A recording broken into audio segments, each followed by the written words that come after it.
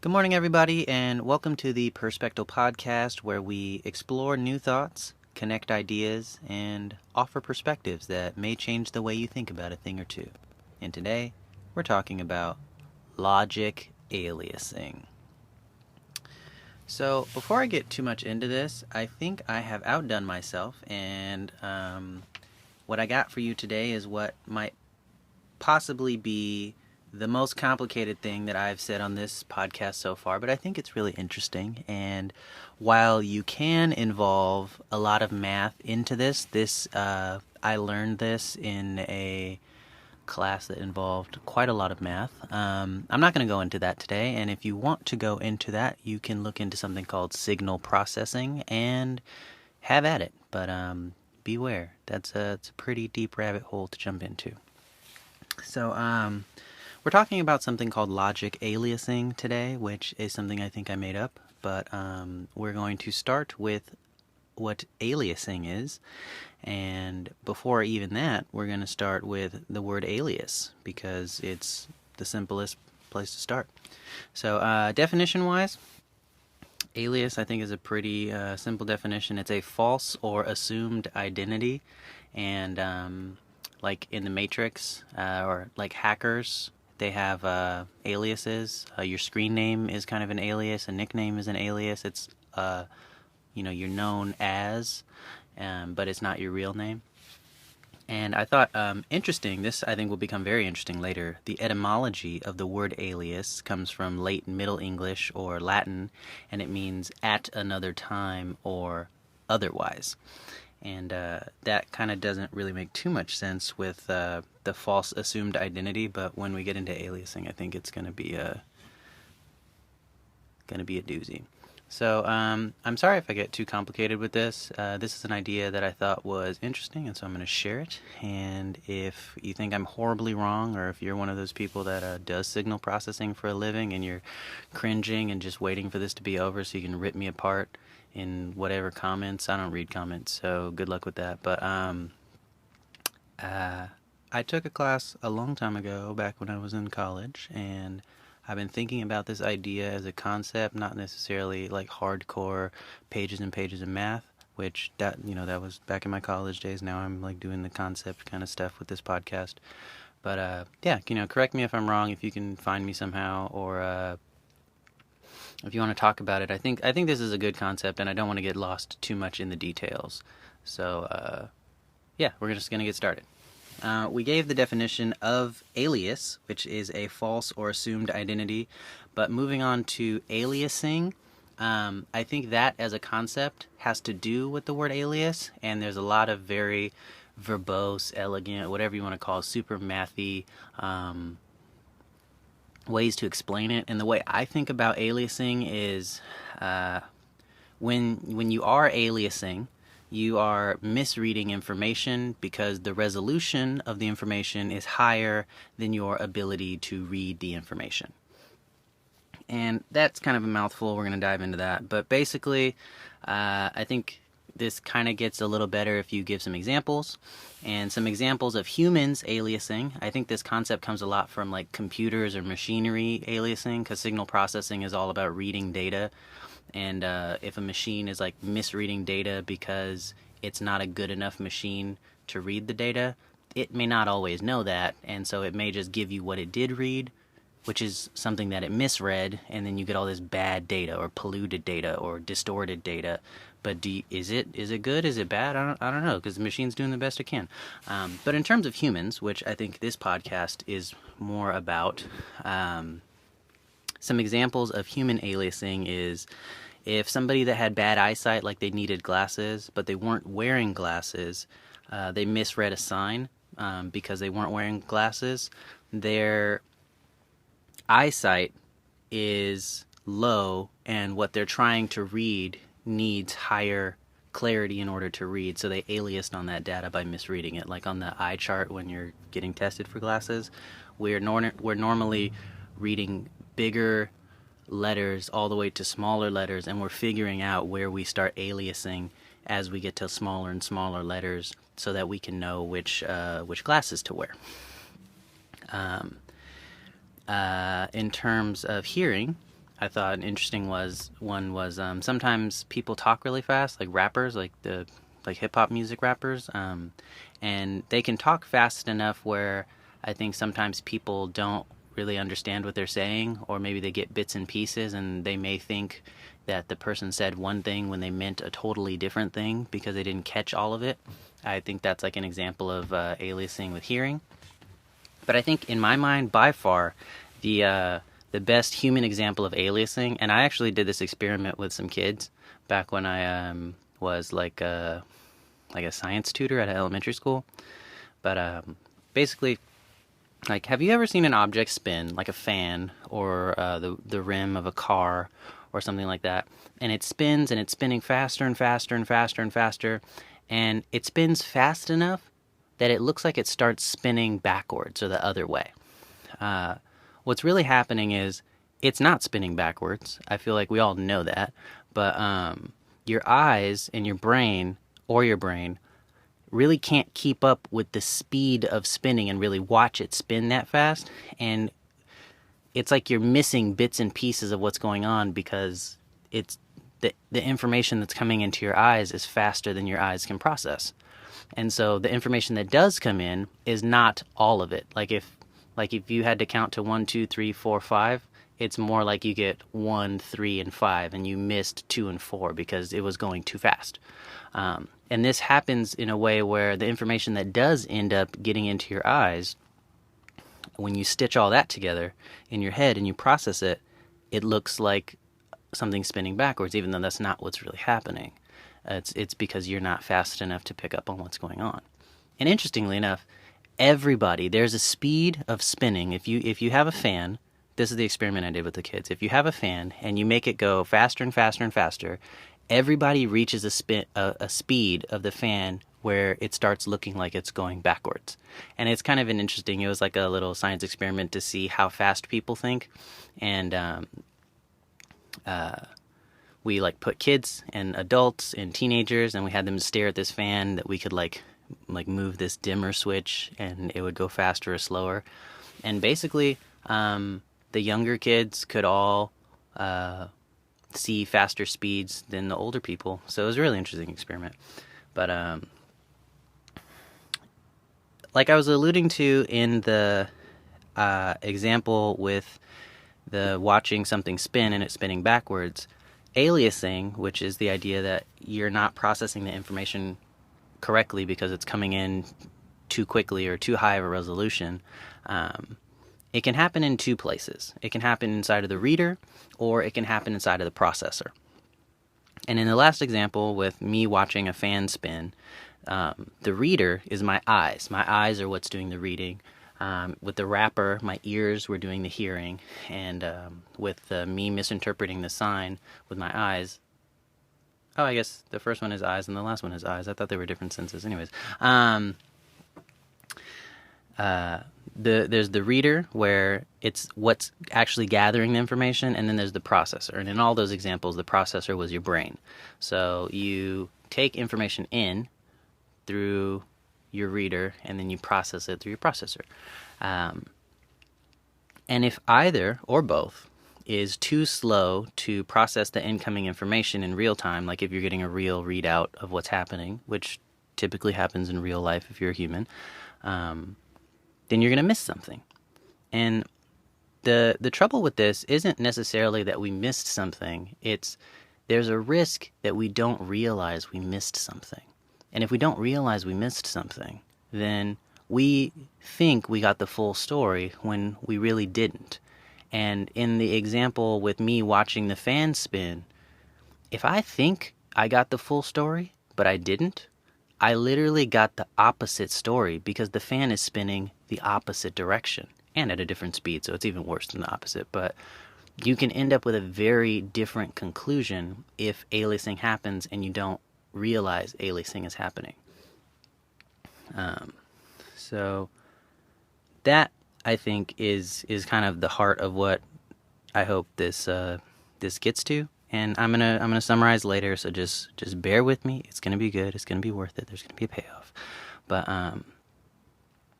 aliasing, the reason I'm starting with this concept of aliasing is because in signal processing, like I alluded to before, it's a very popular concept because if you're trying to process signals, if you're trying to understand information, you want to understand the actual information that's coming in. You don't want to misunderstand it, and you don't want to get bits and pieces. You want the full story. You don't want to watch every other minute of a movie. You want to watch the entire movie. And so in signal processing, we try to have our machines that are doing the reading of whatever's happening be faster than what we need to read, or higher resolution than what we need to see.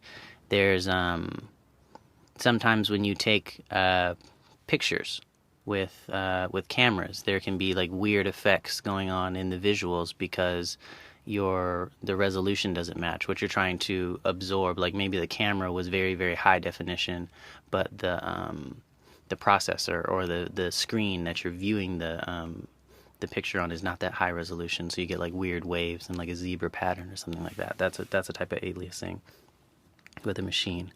But really what we're trying to do is get the accurate picture of what's happening, and we can only do that if we're understanding and processing and possibly recording or displaying this information at a higher resolution than what it actually is. And so if we don't do that, we are at risk of having distorted information or not the full picture. And this brings us to a concept within signal processing called the Nyquist frequency. And the Nyquist frequency, which is named after Mr. Harry Nyquist, is the lowest speed that we can operate at that will allow us to fully understand the information that's given to us. So it is that point right before the fan starts spinning backwards. It's how fast can I watch the fan before it starts spinning backwards? And this is very interesting because the Nyquist frequency is defined as 2 times the highest frequency of the input signal. And when I first was learning this, I thought it was very strange. I thought that when a person or when a machine or whatever the reader is, when they're trying to look at a signal, when they're trying to understand the signal, I would think like, yo, as long as I'm as fast as the signal, then I should be able to understand it.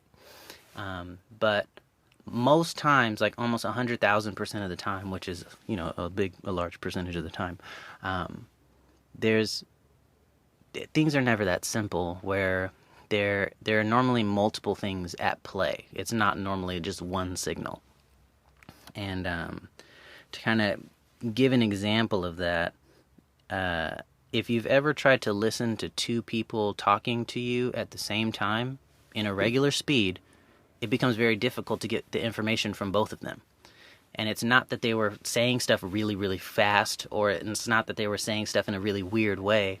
It's that the combination of the 2 signals together made it very difficult for you to understand. But if they were talking very, very slowly, you might be able to pick up on what both of them were saying. And this is kind of how the 2 times the highest frequency comes into play, because a lot of times you're dealing with multiple signals that are coming together, kind of like different instruments in a band or playing in a song. It's not just a solo all the time. There's just all these things happening at the same time. And disclaimer, I wanted to say this. I probably should have said this at the beginning, but I'm using the word understand a lot in this podcast. And when I say understand, I'm not saying that like when somebody understands something, they've learned it fully or they can use it usefully. I'm saying by understanding, I'm saying they gathered all of the information. They watched the whole movie. They didn't see every other minute of the movie. They got the whole experience. They got all the information. I'm not saying anything about what they did with the information. I'm saying that they got, when I say, they understood it, I mean they got the full picture. But it's up to them to how to interpret it. So we've talked about a lot in these last 15 minutes, and I'm going to go over a little bit of summary, and then we're going to dive into the good stuff. But we're talking about aliasing, and aliasing is the idea that if you're given too much, it's possible that you won't get everything because it's too much for you to handle. You bite off more than you could chew.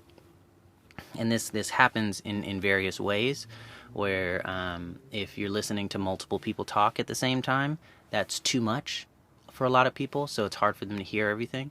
If you're watching something spin and it's spinning too fast for you to keep up with how fast it's spinning, you might perceive it to be doing things that it's not really doing, like spinning backwards. And this happens a lot for things that are moving very quickly, which is where we get sleight of hand from. Ooh, that's a very interesting form of aliasing. It's aliasing, because since you missed what happened, you thought something else happened. So, ooh, that's a good one. But basically, if you end up aliasing, and that means you distorted the information, you polluted the information because you missed something or you mixed something together, you didn't fully understand it, then you're at risk for not acting on correct information because you don't have an understanding, you don't have all the information. And what's really dangerous is if you don't realize that you were aliasing, because if you don't realize it, then you may think you got the full picture, and you may think the fan is spinning one way when it's really spinning the other way. You may think this guy did this card trick when he really just moved his hand a little bit cleverly.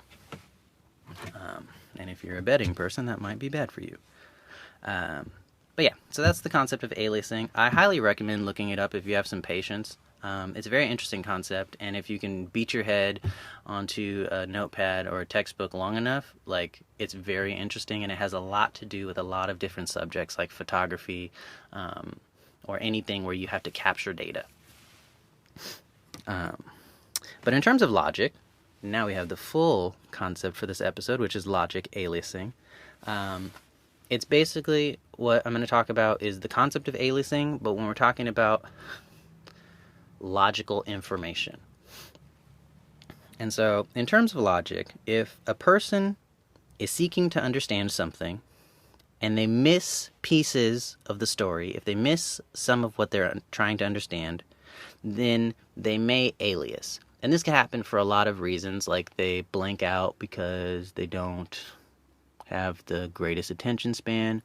What's being said to them is confusing, or it's at a higher level of logic than they're used to. It's the level of logic is above their Nyquist frequency, and this is very important because the Nyquist frequency is 2 times the signal. So what you're saying to them could be within their logic threshold, but not necessarily within their Nyquist frequency. So they can still misunderstand and misinterpret and alias, even if they're able to understand technically. And I'll get into that in a second, but that's kind of the heart of this. So if the person misses part of the story, they may get polluted information. And worse than that, if they don't think that they missed anything, if they're like, oh yeah, I got it, I heard what you said, you don't have to tell me I misunderstood, I got it, but they really don't, they're at a high risk for acting on polluted information, or acting on misinformation, or acting on aliased information. And that can lead into, bad situations. And so, in order to avoid this, kind of looking at the Nyquist frequency in a different way, or the opposite way, if you want someone to understand your logic,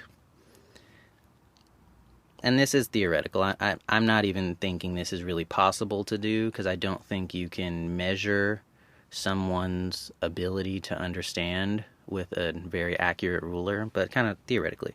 In order to avoid having people alias on what you're trying to tell them in terms of logic, you must give them logic that is half of their max capacity to process or to absorb. because the Nyquist frequency, it says, where did I write that? The Nyquist frequency is 2 times the highest frequency of the input signal. And if you put something out that is higher than the Nyquist frequency, there's a high likelihood that a person will, or a machine, or whatever is taking the information in, will alias for multiple reasons that I explained earlier in this podcast. And other reasons, because I'm not an expert, I'm not a doctorate in this field, but I did take one class in it, so I'm pretty shallow on the Dunning-Kruger effect, which makes me feel like an expert. So you have to give it to them at half of what their max is, because that's the same point, looking at it opposite of the Nyquist frequency, so that they can not be at risk for aliasing. Any more than half, you're above the Nyquist frequency, and then there's a risk that the person will come to distorted conclusions because they didn't get everything. So, to kind of bring it together, as before, I think there are 2 main cases that are of concern when logic aliasing, which are similar to the 2 main cases I said before about aliasing.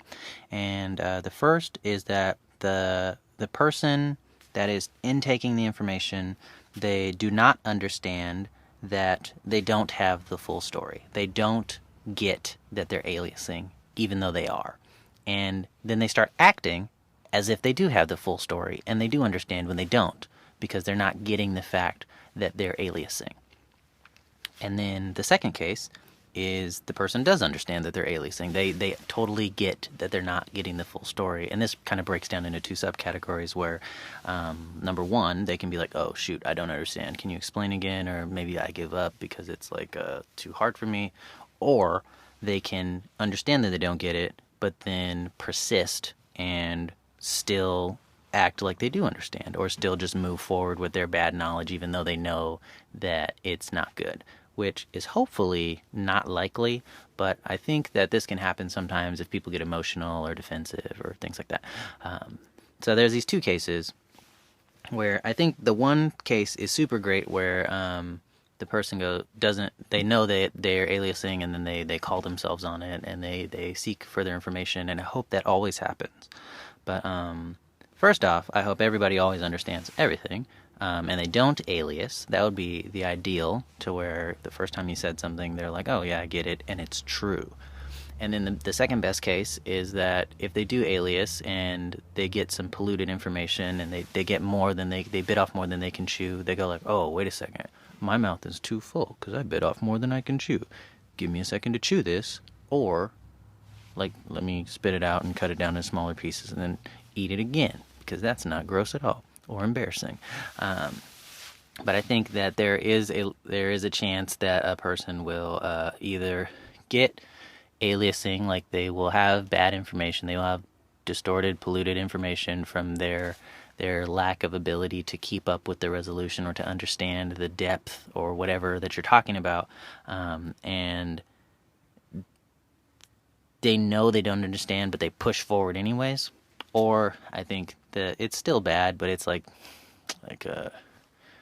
less morally bad, or more forgivable, where they don't understand that they don't get it.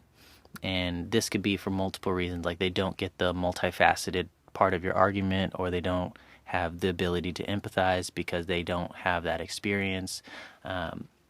But they think they do. They think they got it. They heard your words and they're like, I get it, but they don't. And this can get you into some dangerous territory too.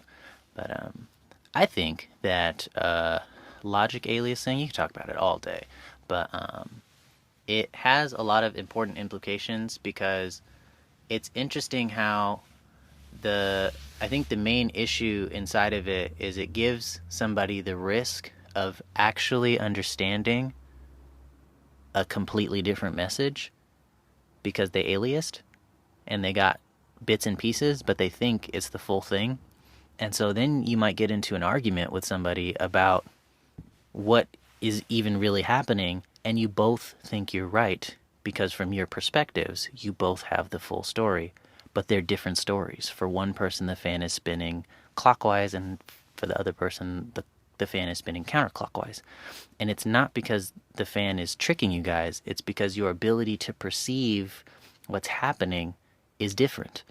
And once the fan goes up above a certain speed, it changes directions for the other person because they cannot, or for you, not to always say that we are the better person, either it could happen to either one of us. It can cause distortion, and then not realizing there's distortion or not resolving the distortion can lead to a lot of disagreements and lead to a lot of arguments and emotional badness and all this kind of stuff that we don't like to deal with.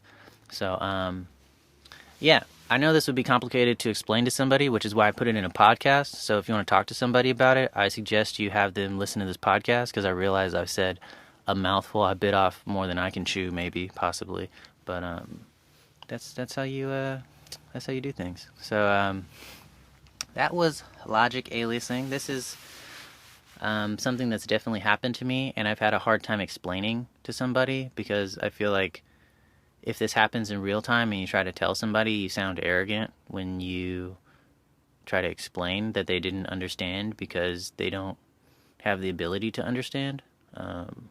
So, yeah, I'm not too sure how to explain this to somebody when it happens, but I do think it's a useful concept, and if you talk about it just as a concept, maybe you can bring it up as something you talked about before, and it's like, oh, maybe that is happening. So, yeah, let me know what you think. This is this week's episode of Perspectal. And in case you were unaware, I started a new thing where it's called Reality Chat. I do Instagram live interviews or conversations with people every week, normally on a Wednesday, and they're on YouTube. In case you miss it live, whenever I get around to it, I put it on YouTube, along with the workshops I do and stuff. I'm starting to upload things so people can tune in at their leisure. But really trying to create conversation in the workshops, do it kind of live in a group. The community discussions, again, do it live in a group, but really just have the people talk, not be trying to teach people. The reality chats, giving people a chance to have a live platform and talk and have a deep conversation and have people listen, and then these Perspective podcasts where I just kind of vomit ideas into a microphone and hopefully somebody finds them useful. But if you want to know about any of this stuff, check me out at jordantremaine.com, and all the links for everything, the YouTube, the Instagram, the podcast, this podcast is on there. And yeah, if you have an interesting topic that you think would make a good episode, or you want to be on Reality Chat or anything like that, hit me up on my Instagram, @JordanTremaine_, or @JordanTremaine_, and I'd love to hear from you. But that is all for today. So this has been the Perspective Podcast on logic aliasing, and I'll see you guys later.